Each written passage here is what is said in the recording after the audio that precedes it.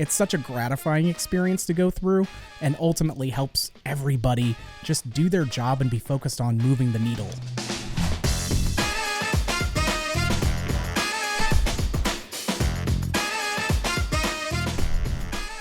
Hi, I'm Russ. And I'm Danny. And this is the Memory Makers Podcast, The show that helps you create amazing customer experiences and make more memories. Memory Makers Podcast, the podcast that is focused all on you. A little Bruno Mars for you today. Bruno Mars, yeah. Yeah. So it's new year, same me when it comes to musical taste. You put a horn section and some R&B in there, and I'm a sucker for it. So sorry, not sorry. How are you, my man? I'm good. I'm excited about our topic today to get right into it, you know? I am too. I think it's relevant because we're going through this whole process and as well. And so it's relevant for us as well as, you know, anytime that we're going through a change or an update or how do we improve, it's always good fodder for the pod. So I'm all about it. But today we're going to be looking at how do you guys and any company, how do we improve performance via a proper playbook, right? And that really comes down to the focus of this episode is going to be about how do we document all of the things that we do in a way to make sure that our employees have more autonomy and freedom to do the job, but we're hitting standards that we need. And why Danny and I thought this was so important, not only because, hey, we at Creative Works are going through what do we need to do to update our documentation, what problems will that solve? But our ability as businesses to provide consistent and high-level services to our customers comes down to our ability to do that on a regular basis, right? And execute consistently to the standard. And what can make that so complicated is that so many of these processes take place across multiple software and applications, and there's multiple people involved, and the team grows, and you have some folks that have this tribal knowledge where it's like, oh yeah, Frank always did that. No one else really knows how to do that. And so we know that we have this kind of ever-moving current of our business. And so how do we have these bedrock pieces to come back to fall back on? And for us, as we're looking at things like, okay, how do we start mining the process in order to be able to start x-raying what goes into making this thing happen? So that way our team members, when they have questions on something, they have a fallback place to go to first instead of constantly feeling like they have to go up the chain or clarify and do all of that, right? And so when we talk about empowering your employees or freeing them to be able to do their job, so much of that comes back down to, do we have a clearly defined standard of what this looks like, what success looks like, and all of that. So we're going to get into that. Danny and I are going to start breaking down what some of the key tips are when it comes to, okay, how do we start to take this big behemoth and how do we, break it down into manageable chunks? How do we start delegating through that process? How do we review it consistently? All of that good stuff. But ultimately, this is going to be a great way for you guys to start breaking this down into chunks, having some really good metrics and methods of making sure that this is something that isn't a one and done, and then we're going to leave it alone for 6 years and then come back to it when we're realizing we're dealing with a bunch of the same problems we were before, just through a different light. So, Danny, I'm going to throw it over to you with some of the key things that we want to start considering when we're looking into tackling something like a company-wide system documentation extravaganza explosion. I like it. Should be called that, extravaganza explosion of processes. So the exact opposite of that name is keep it concise and clear. Yes. That would be the first thing, because what ends up happening is so many of us love to overcomplicate stuff, right? We want to try to add so many different layers and so many different things. And sometimes it's just the whole KISS method of keep it simple, stupid. And so whatever documentation that you have, make it use very straightforward language, right? It doesn't have to have a bunch of fancy language that no one ever uses in everyday life. How many of you have read a manual or some documentation on a software site that was written by an engineer for engineers, and you look at it and you go, ugh, what? This is horrible, right? We don't want to write like that. Write like a human being would talk, because the human beings are the ones that are going to read these processes in the first place. So I think keep it concise, keep it clear, use that kind of language. Visual aids are also super helpful, right? Because even if we have everything bullet pointed, and even if those bullet points are really clear and pretty short and all that stuff, sometimes looking at a giant wall of text is not fun, and it just seems cumbersome. It seems overwhelming. It seems like it's too much stuff. So if we can visualize some of those things in screenshots or reference videos or flow charts, there's a whole bunch of different softwares and tools online to help you do those things. That makes a massive difference because it helps someone be able to take that process and look at it in a visual format instead of just a bunch of words. And it makes it way easier to comprehend the bigger picture, so that when they do get into the bullet points that maybe have some more of the details, it makes a lot more sense. So those are the first two I would say: clear and concise, and using kind of visual aids like flowcharts, images, and videos. I totally agree with that last point, Shocker, of that visual piece, because it will help the team members understand where in the process this is and what are the potential ripple effects of it, right? It's context that helps them understand the more of the why that would be involved with something like that. The next thing, and this is nothing new by any means, but you've got to make sure that as you're breaking down things from big to small and you're going through it, who is going to be the primary person, or what is the primary role responsible to those tasks, right? So that way we have accountability in place as well.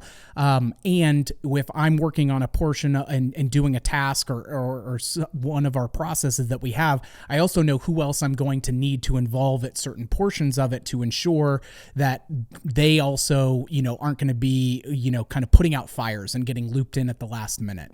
I think that the other aspect of this, and man, do we fight this at ourselves at times too, is regularly reviewing and updating what these processes are. So what are some automations that you can put into place, whether that's quarterly or semi-annually or once a year, of our, hey, when we have time, or not when we have time, when we make time to look at this, how are we then evaluating, is this still current? Have we had an update in software? Have we had an update in process? Have we had an update in people that's going to impact this in some way? So making this a living document is really critical. And Brad and Carrie Little talk about this in the episode we did with them on High Five, where he's got High Five University, right? And it's this very expansive handbook, but it breaks down everything into who's doing what and when, and getting into the minutia and the details. But then they're also going back and reviewing it to make sure, hey, we have this new attraction, or we have this new software, or we have this new tool that needs to get added and done to the same level. And so the other piece that I always tie in with this, regularly reviewing and updating, is templatizing to what you're doing. So that way you may have an employee that covers multiple departments. You may have an employee that moves from one department to another. And that way you're not asking them to start learning Spanish when they've only been speaking French when it comes to that standpoint. And so those are the, making sure you have clear defined roles and responsibilities from an accountability standpoint, and making sure that you are consistently reviewing and updating this. Because, and Danny, you and I were talking about this before the episode, of sometimes these big tasks just feel so daunting because there can be shame and guilt associated with it of, gosh, we're a successful company and we don't have this to the level that it needs to be from a documentation standpoint. And then that makes it easier to create this I should put this off because I feel bad about the state that it's currently in, all of that nonsense, which is just, it's bad head trash, right? And so that by implementing from the start, hey, here's how we're going to regularly look at this and make sure that we're tweaking it, as you kind of bite size it out and work on it over time, it then starts to make it, you're only really dealing with the smaller subtasks of it, and you're not getting lost in the shuffle of it. Another piece here is the creation of that documentation, the creation of the standard operating procedure, the video, the whatever it is that you're working on. Making it, that's only part of the work. The other part of the work is telling people it exists and where to find it. It's like the whole idea of a tree falling in the woods. If no one's around to hear it, did it make a sound? You could have the best video in the world that shows exactly how to do something, but if you haven't told the staff that it's real and it exists and this is where it is, what's the point? Right? But I think it seems so obvious to say it that way, yet we just get caught up in the day-to-day of I did the thing, let me move on. I made the thing that needed to be made. We have to think about we've talked about this in other episodes in the past, of change management. It's kind of like that, of being able to very clearly and multiple times over a period of time communicate to the people about the change happening. Just like this, once you make the procedure and you have it documented, you have to communicate to your team that it exists, that it is documented, and where they can go and find it. And you probably don't want to tell them once, you probably want to tell them multiple times to make sure that they can absorb and understand that. And then the other thing, and this is something that it's been so interesting to see, because it's happened at Creative Works, it's happened in any business that exists. The recommendation I have here is create your processes for the 80 to 90% of the majority of cases that would happen, not the edge cases, not the fringe cases, not the one-off, how did we make this mistake, or how did this come out this way? Because what happens, I have heard a keynote speaker refer to this as organizational scar tissue. Anytime a weird incident happens, or anytime a mistake is made, or anytime something out of the norm happens, it's, oh, let's create a process to make sure that doesn't happen again. But then we create a process, and another one, and another one, and another one, and another one. And eventually we have the scar tissue of all of these extra things that very rarely ever come up.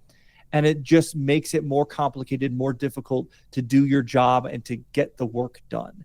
And so we've made that mistake at Creative Works, and I know every person listening to this has probably made that mistake too, of over-processing certain things and trying to put too much information to cover every possible scenario. Focus on that 80 to 90% and have faith that your employees, when something is an edge case, can either figure it out on their own, or they'll come to the proper manager or leadership to help them resolve that weird edge case and not make a giant mistake. Well, and that's where having something like your business decision filter, right? Or which is kind of that embodiment of your mission and vision, but what does that look like on a regular day-to-day application, where we're doing this as well, where, we have the Creative Works filter, right? And it's like, what are the things that we worry about for our customers' guests? What are things that we worry about for our customers directly? And what are the things that we worry about us internally to make all of the stuff that we do work? And we've even started this year looking at department by department. What are the key decision filters that serve that bigger vision, but within our department that help us tackle those kinds of problems? And so if you have some of those universal or more evergreen backstops, so that way people can operate with autonomy and freedom within a thing, within a situation. To your point, if you're focusing on 80 to 90% because these things get done every single time, you're avoiding overburdening and overcomplicating something that's going to cause friction for someone else who had nothing to do with it, right? And I know when we've had turnover in staff and we're looking at things like on the sales team, right? We have the sales consultant agreement where they look through and do this. There are things that were in there from an employee that's not been with the company for years and years, but yet we're making everybody else go through that because it was a fringe case thing, and it can just make it ugh. So you want to be detailed and you want to call out how to do these tasks with detail, but you also okay, what do we do if there's a tsunami? Well, Indiana's not going to get a tsunami anytime soon. So, is that going to be worth the time that we need to sink into it? I think that the next thing that's really important to focus on is identifying those key stakeholders. When you start to break this down, obviously you want to have your core leadership and your team leads involved, because they can start to do that task documentation and process and everything, utilizing, hey, this is the big picture template version and how these things need to function and look. But they're going to be able to start managing their own silos, so to speak, within that, and be able to provide more context. And they in turn should also be soliciting feedback from their team members of, hey, is this part of the process make sense to us? Do we actually use this on a regular basis? So that way we can make sure that it's accurate, and that our team members aren't looking at this going, okay, this makes no sense, or this has no relevancy to what we are actually dealing with. And so by doing that and involving your key stakeholders up and down the chain throughout this process, not only will then give you the, hey, what's our accountability? But it also helps us take advantage of the delegation, right? Rome was not built in a day. And so we want to utilize the compounding effect of consistent small changes. So if we want to start breaking this down and documenting these things, it's not like we're going to set a goal of, okay, in 1 month, we're going to have this entire thing completely done. Instead, it's how do we start to say, okay, here are the key areas. This is the framework in which we're going to make this all work so it's consistent. But then we can have 15 minutes a day allocated towards this process where the sales team is going to be focusing on these areas and start documenting these tasks. And so that way you can see a day by day progression of things. And then you get that big snowball effect, right? The Dave Ramsey piece of snowballing your debt. Do that with this as well, because it is going to be expansive because there's a lot of different moving parts that you have. We just need to make sure that we use many hands to make light work when it comes from that. One of the things, going back to that Rome wasn't built in a day, one of the things that's easy to fall into, another trap, is waiting until you have the exact perfect plan of what you're going to start implementing, or what you're going to start tracking and how, and what you're going to document and how. Is like, we want to have this entire perfect program already detailed out before we start making the first thing. And this goes back, there was a story that when we were prepping for this that came to mind for myself is, when COVID originally hit and we're shut down for all the typical work that we're doing, and we're finding all of the other things that we can work on. One of the pieces in the marketing team that we focused on was documentation of being able to write down how we do all the things that we do, because so much of it lived in our head at that time. And at first, it was this whole, oh my gosh, trying to create a plan of everything we do in marketing and document out all of it and how we're going to flow. It felt overwhelming. But then we just made the decision, it doesn't matter if we have the perfect plan. Just start documenting stuff. And we literally did it 15 minutes at the beginning of every day, 15 minutes a day, boom, boom, boom. Mm-hmm. After one day, you have almost nothing. But after weeks and months that compounded over time, then you started getting this collection of all this really helpful documentation. We didn't wait for things to be perfect. We didn't wait for the exact right plan. We just started going and made adjustments along the way. And we made tons of progress that we otherwise wouldn't have made because we would have waited for just the right, perfect thing. Mm-hmm. So two other things that I want to hit on here is when it comes to making these documentation pieces, play make-believe. And what we mean by that is imagine you are a newbie that doesn't know your system, doesn't know your flow, doesn't know your software platforms, doesn't know anything. And how would they approach looking at these pieces? Let's say you want to train someone on software, party booking platform, a POS, something like that. It can be really easy to get into the mindset that, well, you've been around it for so long, it just comes to you like, it feels natural. It's like secondhand, just, oh, this is easy. If we take a step back and we think about it through brand new, fresh eyes, we can realize that not everyone is going to have all the context we do. When we were prepping this, another example that came to mind that I don't know if anyone else has ever seen this before, but it's videos online where someone tries to make a knowledge base article, right, and document how to make a peanut butter and jelly sandwich. And then another person reads it, but intentionally screws up. They're technically following the instructions, but they're doing a bunch of things super wrong that no one would ever realistically do, like holding the knife by the blade and using the handle in the peanut butter and things like that you wouldn't think about. But sometimes, and they're funny, and we don't want to go too extreme on it, but sometimes we have to remember that not everybody has made a peanut butter and jelly. Not everyone has done a transaction on a point of sale system. Not everybody has booked a party before. So just remembering how to get the basics for the other person first. And then the last thing I want to say on some of these points here is that have a clear picture of what success looks like for any given thing. And the reason why I say that is because there are going to be times where you have, I mentioned before, edge cases, right? Or there are going to be times when you haven't yet documented everything. But if that employee knows exactly what we're trying to achieve, they know the picture very clearly of what success looks like, it makes it easier for them to bridge the gap themselves, because they're not saying, well, I got to step 2, but step 3, I don't know what to do next.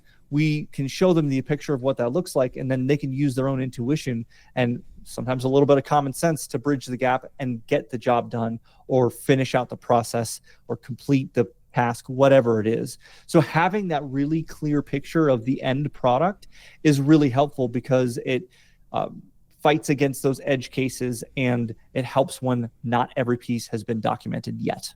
Yeah, I would say that an inherent benefit of that, of both of those that you mentioned, of playing make-believe and putting yourselves in the shoes of a newbie who's not done it before and having that clear sense of what success looks like, also makes your onboarding for new hires so much easier, right? Because there can be jargon, there can be, industry specific things to us being a location-based entertainment company, or what, all of those pieces that you're not always having people that have the same background reference and everything. And so it just helps to distill it down to a core good result at the end of the day, and makes it easier for the team members to internalize it early and often as they go through those steps.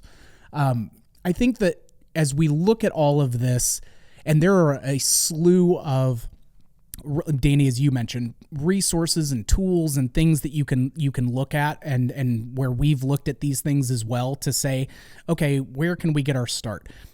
There are times where we've looked at certain vehicles or systems, whether it's the entrepreneurial operating system or 2-second lean stuff or this, that, and the other. Not all of those are going to be a perfect fit for us and our culture and how we go about doing things or what our business is. But looking at a variety of different ways that, okay, I really like this. This helps, fix an issue that is a result of our, how we go about doing things. Like, get out there and sample some of the different pieces that are out there. But remember, at the end of the day, this can also be done with Word, PowerPoint, and Excel, right? This isn't going to be something where you have to put in a huge task management piece and everything. If you end up going that route, great. But remember that this can be simple and effective. It doesn't have to have all the bells and whistles, because a lot of times those can be distractions and make things more time consuming versus going through that. So once you go through these processes and you start to gain momentum from going through it and documenting these more efficiently, I find, and Danny, I'm sure you have as well, that when we take time to carefully describe these processes and the extra steps or missing tasks that we may have lost, those become more evident quickly and make it easier for us to really see how things are translating into action.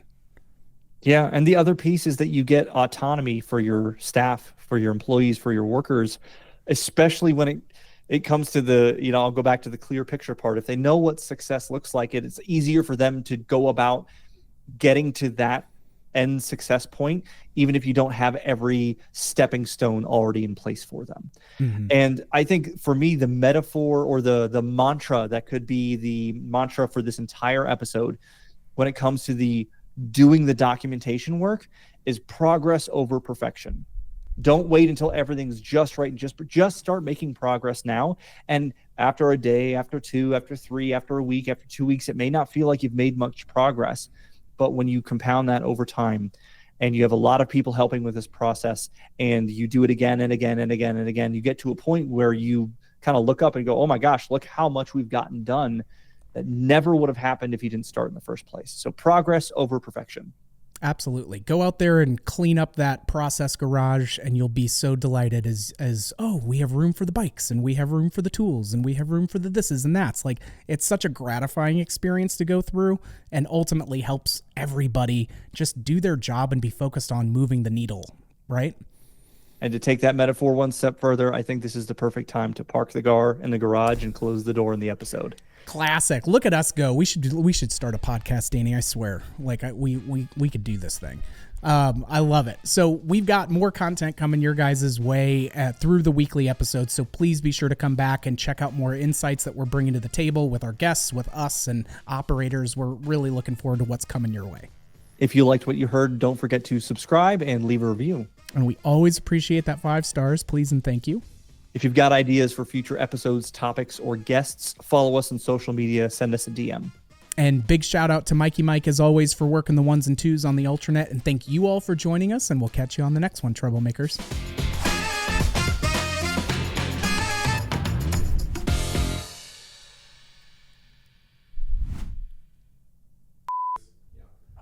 develop in it. Oh, that's dope. I love that. Alrighty. Danny, I'm ready whenever you are. He's gone again. So one of the things that Mike and I talked about today, we're not going to shoot a traditional teaser. Okay. That's asking a lot from me, Danny. You know I like to wax poetic. I think you could do less. Okay.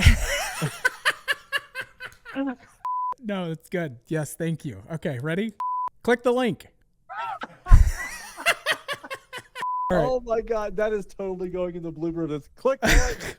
Somewhere in between, guessing? What's the difference? Let's All right. Goldilocks it, right? Yeah, are you feeling good about one of those options, Mike? Yeah, that last one's good. Click the link. That's the one. Hardcore nerd. All right. Okay, I'm ready. I am ready. Mike, are you ready? Mike is ready.